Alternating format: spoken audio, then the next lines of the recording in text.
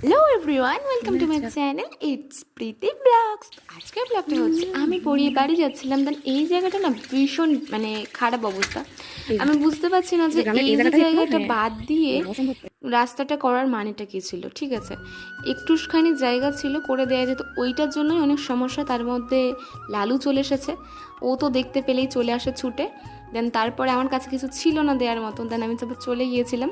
তো চারিধারে এখন সবেমাত্র ধান রোয়া শুরু হয়েছে। তো আমি ভাবছিলাম যে আজকের ওয়েদারটা, কালকে তো সারাদিন বৃষ্টি হয়েছে, আজকের ওয়েদারটা মোটামুটি ঠিক আছে, আপাতত এখনও বৃষ্টি হওয়া শুরু হয়নি, মেঘলা করে আছে, চারিদিকে ধান রোয়া হয়ে গেছে। এখানটা যখন ধান পুরোপুরি হয়ে যায় না, তখন দারুণ লাগে। দেন আমাদের বাড়ির রাস্তাটার ভেতর ঢুকে গিয়েছি।